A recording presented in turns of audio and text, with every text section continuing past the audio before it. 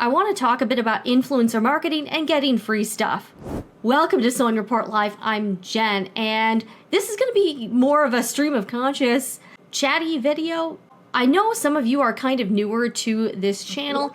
I've talked about this topic quite a bit in the past. The reason I wanted to go into it now in 2025 is lately I've been inundated like more than ever before with really like strange freebie offers, collaboration, sponsorship emails. If you're kind of new to content creation or you just want to know about it from more of the influencer perspective and you're a viewer, maybe this would be eye-opening for you. I don't know. All right. I've been a full-time content creator since 2017. So about almost 8 years I've been doing this as my primary thing. I have a few different YouTube channels. The main channel is Sewing Report. I have about 125,000 subscribers.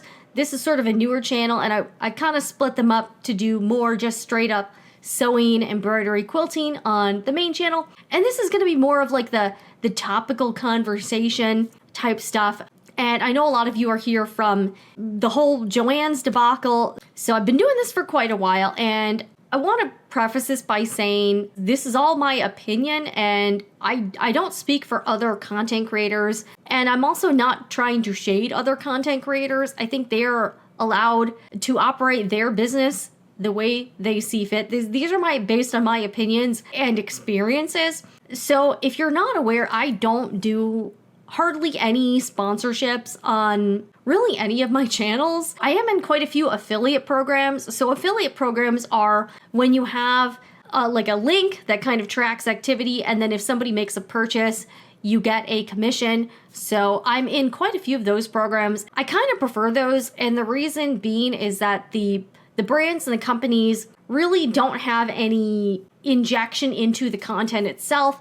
I can choose which brands I want to join affiliate programs of. I'm in the Amazon one. That's sort of the biggest one. And there are some like caveats with Amazon though. I've been personally using Amazon as a customer for over 20 years. I'm that old. And the Amazon affiliate program, I will say, well, we got to address the elephant in the room, in that is that Amazon has been kind of overtaken by overseas sellers, like selling off-brand items. Like, so we've seen this. In fact, Creative Grids, the very popular quilting roller company, had a really big issue with counterfeits of their products, and they do not permit their items to be sold on Amazon anymore. I know a lot of brands have dealt with that. And you know what I'm talking about? Like, there's a bunch of like Cricut knockoffs. There's knockoffs of like the Wonder Clips, a lot of popular sewing items. There are now like cheap knockoff versions they have like those weird brands, like they'll just be like a bunch of letters strung together, or like something like Home Clean with like a K or something. You know what I'm talking about.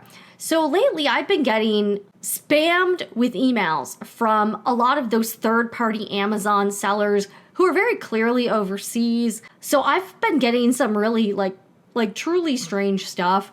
Anything from adult entertainment type products to stuff I wouldn't even use, like a pool robot vacuum. I don't have a pool. Items for kids. I don't have children. Items for dogs and cats. I don't have a dog or a cat. And the emails are always kind of strange. Like, you can tell it was like translated from a different language, but it's like the wording's like not quite right on it. I'll show you one of my latest. This was not just for a freebie, this was for a paid collab. But let me show you this. So I just got an email from Vagisil. Yes, Vagisil, wanting me to promote Vagisil menopause support. I guess they think I'm at menopause stage. I am middle age. So they wanted me to do that. So this is kind of what your typical, like, if it's from a more like legitimate brand, I'm not talking about the third-party Amazon sellers, but if it's from a brand you've heard of, this is a very common email you will get. So it's like user-generated content, key dates, deliverables. They want like one vertical video, less than 30 seconds. They need to approve the content which is pretty standard. Yeah, need to be US based. And this is what I would get in terms of compensation. I would get Vagisil probiotic oral supplements, Vagisil probiotic lube and libido. Oh my gosh. Yeah, I'm not joking. This is a real email. Probiotic mousse wash. And I would get a $200 USD payment via Stripe. Obviously, I'm not going to be taking them up on this offer, but I get offers like this all the time. In fact, this is actually one of the better offers I get. A lot of the offers I get are just absolutely ridiculous. They're from like the Amazon sellers, and it's like, we'll send you this, cheap ass product if you do a dedicated YouTube video about it. And they also, I think a lot of the reviews on Amazon are fake, because a lot of the emails will be asking me to also leave a review for the product. Yeah, so I've been getting a lot of those, and I'm like, yeah, no thanks. So a lot of Amazon sellers. I've also gotten, I don't personally use TikTok Shop or Temu or like Wish or Shein or any of those Chinese companies, but I have gotten probably over 65 emails from Temu alone. And the reason I'm telling you this is to try to shed some light on the influencer marketing ecosystem. It's like very spammy. It's kind of sketchy. There's a lot of stuff like that going on. Again, Temu relied heavily on influencer marketing to get the word out about the platform. I've gotten so many emails from different people allegedly with Temu. It's really pretty weird. So here's my policy. And again, this is just what I've decided works best for me. I don't even consider accepting free products from third-party resellers. So if they're just like an Amazon seller and they're selling random products, I flat out don't ever respond to any of those. I'm not going to take any of their stuff. I think at the very beginning of my channel, I did a few of those. My experiences were not great. It has to be a reputable brand that I've actually heard of, that's well known within the sewing space, not just some random overseas seller who only sells on Amazon. Just no. I also have a policy where I won't accept free product in exchange for content. So if somebody wants to send me a product to try out, there's no strings attached and there is no obligation on my part. And I make that very clear to them. I'm like, hey, you're welcome to send stuff my way, but I don't promise you anything. If I don't like it, don't have to feature it. I'm not going to do a YouTube video or any other type of social media content in exchange for you sending me a product. And I also have to retain the right to say whatever I want about it. And I will say this, even from the reputable sewing, quilting, crafting companies, they will not take me up on that. So they don't want me to have complete creative and editorial freedom. So that actually weeds out most everybody who contacts me. And I get contacted a lot for that type of thing. And I'm like, look, it's at this point, I think this is one good thing about being 100,000 or more subscriber channel, is that I do think from a content creator's perspective, you have a bit more leverage to push back on brands that contact you, and you can dictate more of the terms. I think it's harder if you're just starting out or you're a smaller channel. You don't really have as much leverage or pull if you have a smaller audience. And I think that can be tough. And I also want to be clear, I would place more of the fault on the way things are now on the brands and not really on the influencers and the content creators, because I think the industry norms have kind of set us up to where we are. I would not fault the content creators because they're just dealing with the cards they were dealt. So even if I get an offer for a free product from a well-known brand, they will pretty much always require a contract for just to get a free product. And the contract terms are ridiculous. It's they'll want the same expectations and requirements as a paid sponsorship. And that's, I think, kind of silly, especially for products. I can understand maybe if it was if you were getting a car, a $30,000 car, they might, obviously that has a much higher value than you getting a $10 product. But I just got really tired of the brands trying to dictate all of the terms, and ended up being kind of a pain in the ass, quite frankly. And that's one of the reasons why I don't really generally accept free product, is that it was so much more hassle. And then you got the brand trying to really control the content. And that's, again, another thing I have an issue with is, in my opinion, a lot of these brands, and by the way, I would not even consider a paid review. I also don't really like reviewing products I got for free. I really wouldn't do that. I prefer reviews where just from my content and just from viewing other content, I really would put a lot more stock in a review if the person paid for the item themselves. I do think at a certain point, like if you're like a big time tech reviewer like Marquise Brownlee or something, I think that would put less weight on it. Like if you're like a huge YouTuber and you got like 20 million subscribers, I think that's going to weigh a lot less on your opinion. If you're just getting free stuff all the time, I'm a little bit skeptical of reviews I see, because especially knowing some of the terms these brands want, if their influencers doing a review on the product and they get editorial approval, like how legitimate is that review? If the brand is involved in the content creation process, I just don't see how you can get a 100% authentic review from that situation. So again, I know it's hard. I understand I'm leaving money on the table and I could probably make a lot more money if I just did those types of things. It's not something I'm comfortable with. And I'm also kind of tired of brands wanting content creators to do commercials disguised as a review or disguised as like a legitimate piece of content. And I do wish more brands would understand that and encourage content creators to produce authentic content. One thing I think could be improved, especially in this space, is if brands just send influencers products with no expectations. Like, don't require them to sign a contract, don't require approval, don't be meddling with the content. I think you would get content that was more like real. So that's one thing I do think could happen within the influencer content creation space that would improve it, is if the brands had more of a hands-off approach with the content. You know, if you have a new product that's exciting, you know, send it out to a few influencers. I understand they could be a little riskier if you're not getting like a 100% guarantee that somebody is going to make a video about your product or content. But on the other hand, like, look at fabric manufacturers. Sending out free fabric costs pretty much nothing. Like if you're sending out a content creator 3 yards of fabric, it retails for, let's say, $40. Your actual cost for that particular product as the manufacturer, I mean, it's got to be under $10. So for you to send $10 a product out to a bunch of different influencers, it is an extremely low cost form of marketing. Why are you requiring influencers to sign a contract, require all of these deliverables just to get like $10 a free product? Like, that's kind of why I stopped doing that sort of thing, is that it just wasn't, I just really didn't like those situations or being put in those situations. And I feel the most free as a content creator if I can say whatever I want about the product. You know, I'm not like interacting with the brand, and you know, I can say what I want to say without worrying about offending said brand. I know a lot of you guys have appreciated my honest takes.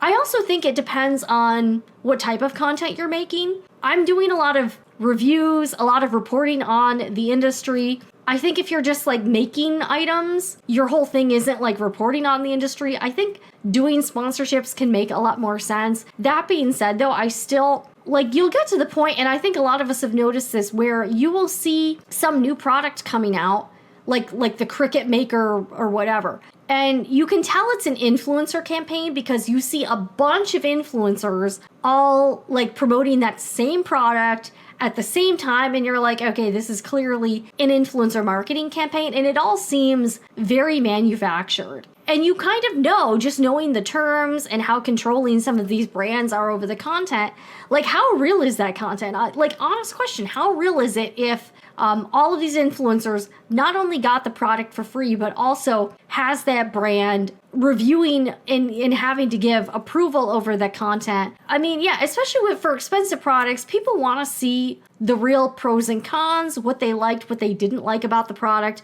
And I think it's just harder to do when you're in an arrangement like that. So that's why I would like to see brands having more of a hands-off approach with the content. Like, you know, hey, like if you're sending out, say, the newest, you know, Singer sewing machine to a bunch of influencers, send out the machine and just be like, hey, you do whatever you want with this. I would have a lot more respect for the brands, quite honestly, if they did something like that, instead of demanding so much control over independent content creators. And that's the thing, even if you are getting the product for free and they don't specifically say anything, you're gonna feel kind of bad. Like, if you hate the product, you're gonna feel bad like trashing a product that a brand, nicely sent you for free. I do think some influencers and content creators, like, they don't want to be kicked off the PR list or get on bad terms with the brand. So even that alone can affect how they talk about the product and the content. It's a tough situation for sure. A few years ago, I decided to kind of stop doing that.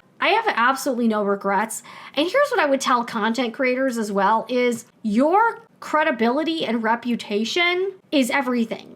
I don't think the onus should be totally on content creators to vet brands and companies like to a crazy degree. But I also think if something happens like we saw a few years ago with the Cricut debacle, I do think content creators need to be thinking about their association with, certain companies.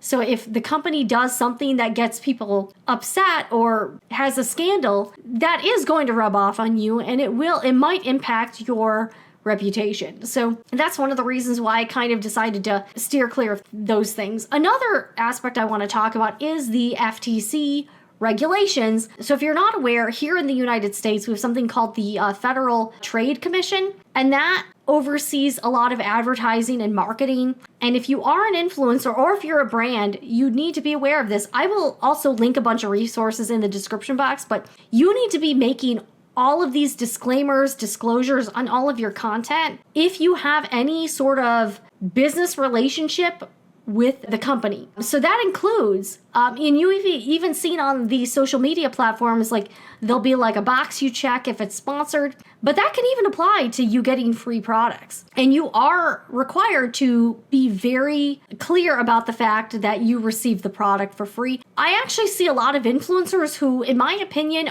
are really not properly disclosing all of their business relationships or a lot of this sponsorship type stuff. So I do think that's one thing that I see and I'm like, yeah, I don't know. So you're supposed to be very clear and upfront about whether you got a product for free, you're being paid to create this content. Is it your brother that owns the company? So any sort of relationship you have with the brand you're promoting or the product you're promoting, you are supposed to be very upfront about disclosing that. And that's also verbally, so you need to say it. You also, it's highly recommended, and I would do this. There have been lawsuits about this, guys. You're supposed to be putting graphics, saying that graphics, and also in your description box or your caption, and it needs to be quite obvious. I see a lot of that lacking, particularly on TikTok and Instagram with the short form content. I see a lot of people who, they clearly got the product for free or it's sponsored, and I really don't see, in my opinion, adequate disclaimers for your FTC stuff. So check that out if you're not familiar. The other thing that I think a lot of influencers don't understand is, a while back on my other channel, I had Mark II of Not Your Dad's CPA on to talk about bookkeeping and Etsy stuff. And he's also done some videos about content creation. And this might be news to you, but receiving free products puts you on the hook for like that. The value of that is actually taxed. So he did a whole video, I will link it in the description box, basically that if you receive free products in exchange, if it's a tit for tat, like we send you the product and you make content with it, the value of those items provided to you, because it's provided like as compensation, that actually is reportable income. So that's something you should be aware of. So check out this video if you want to know more. So that's another reason, because I even asked in the comments, I was like, hey, I put my own policy as a content creator is to only accept products with 0 conditions or strings attached. Anything sent to me has no guarantees or obligations. This tends to weed out most offers, and I very rarely get sent anything. Does my policy put items more in the gift category since I don't accept them with any agreement for content and promotion? And he actually thinks that I'm probably more in the clear because it's more of a personal gift, and personal gifts are non-taxable. But that's something I think a lot of content creators don't know, is that if you are accepting free products, even if it's something kind of small, you're really supposed to be reporting that as income on your taxes every year. Just something to keep in mind. And especially as those items get more expensive, then you definitely want to be doing that. Especially, I know there's been some back and forth on what the income level is for the 1099K forms. Those are forms that companies issue like freelancers. So I get a lot of 1099Ks for a lot of stuff. Like even with Google, which owns YouTube, I'm a 1099K contractor. So that's what I get. So that stuff is, you are supposed to be reporting that stuff on your taxes, but at a certain threshold, the company will be issuing you a 1099K based on the value of items they've sent you. At least they're supposed to. So just so you're aware, that is a thing, and that's something I think a lot of people like just don't know.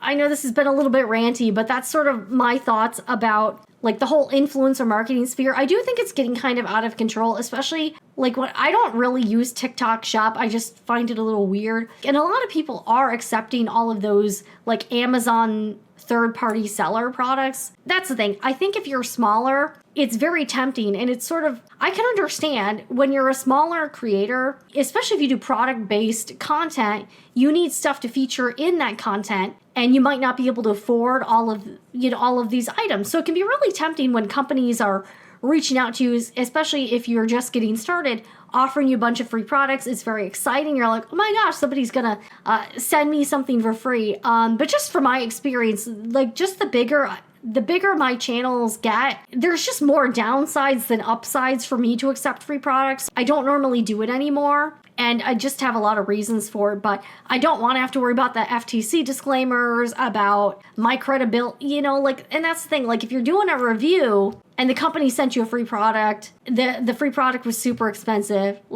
you do have to kind of wonder. And I'll close this by sharing a story about a brand.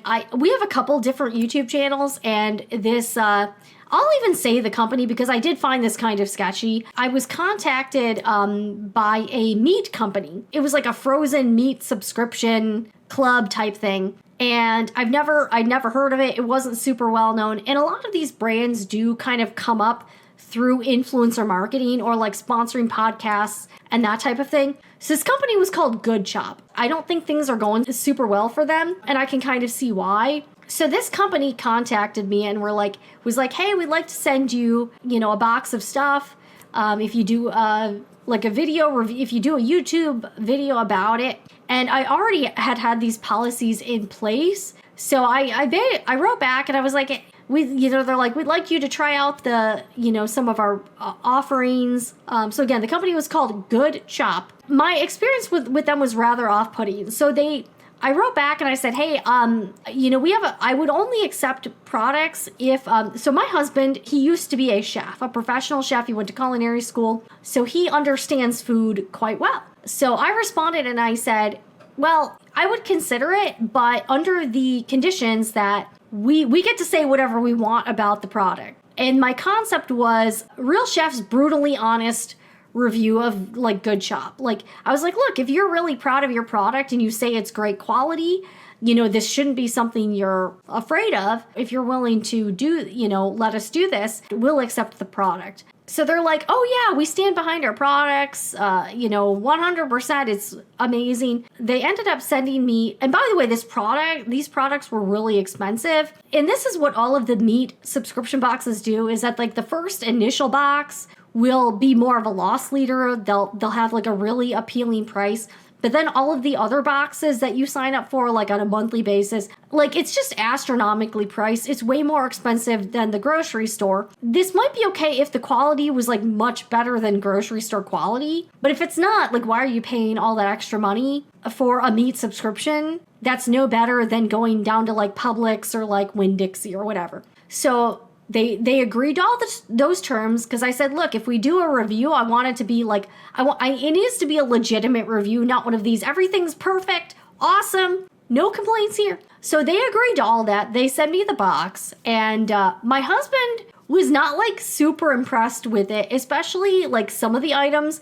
They sent some salmon, and he said the salmon was like really not great. They sent some steaks and stuff, and he said the steaks were okay, but really not great. And he really thought the product was like terribly overpriced. Yeah, so I had my husband give an honest assessment. We cooked the steak, and then I had him eat it on camera and give some like kind of real-time feedback. And the feedback was like pretty critical. it was a very expensive product for what it was. So I emailed the guy back and I said, hey, you know, my husband tried out the products and here's his opinion. The feedback we gave them was very constructive. We're like, this is his honest opinion as a professional chef. So this guy writes back and he's like, hey, we really appreciate you taking the time to try out the products and to let us know what you think. We'd really prefer if you not put out any content. So they basically said, don't do a video, don't, talk about us at all, don't do what we planned. So he actually ended up going against what we had agreed upon, which was a legitimate review. In hindsight, I really should have pushed back on this more. I really didn't. I was like, well, this is a legitimate review, and I actually think, and I said this to the guy via email, I said, I actually think it would speak more highly of your brand that you are willing to let content creators say what they really think and be honest about it. I really, in my opinion, even though we were pretty critical about the feedback, there were some good things he had to say about the products as well, but I actually think it would really do a lot for for Good Shop's credibility and rep. I actually kind of saw that as a good thing for authenticity, that they would be willing to be cool with that, they can be good sports about it, He wrote back again and he's like, well, we're kind of a newer brand and we'd really prefer that when people look us up, they only see positive content. If this brand is doing that, and that's another reason, that's another way how these brands can kind of manipulate what content exists on the internet is situations like this. So we didn't actually end up doing any content on it. And you know what? In hindsight, I sort of almost regret that decision. By the way, I never signed anything with this company. I never signed a non-disparagement agreement. By the way, that's very common in these agreements is you can't say anything bad about the products or the company ever. So I never signed anything with Good Shop. So yeah, I don't really care. And it's been several years. If I'm looking up reviews on products, I want to see legitimate reviews. I don't want to see influencer content disguised as a review. You know what I'm saying here? So that particular experience really rubbed me the wrong way. But if this meat subscription company is doing this, how many other brands are also doing something similar where they might squash any potentially negative content because they provided it for free to the influencer? If they're corresponding with the influencer, that's not really organic content there. And if the influencer is oh, hey, this didn't really work out for me, that's not a real customer experience if the brand's sending you a new one or trying to fix it. So that's my honest opinion. So yeah, I realize this might be kind of an unpopular opinion in influencer world, but that's what I really think, and I wanted to just share this with y'all. Let me know what you think down below in the comments. Are you really over influencer marketing? What do you look for when you're checking out reviews or people who are promoting products? What are some red flags you tend to look for? And what also makes you gravitate towards that type of content? When I'm looking at reviews, I prefer reviews from people who have purchased the product themselves and have no relation to the company. So, hey, it is what it is. That's what I really think. But I'm Jen with Sewing Report Live, and I know this has been kind of a ranty video, but hey, I like to keep it real here, and that's what we do. Keep it polite and respectful down below in the comments. I will see you again in the next one.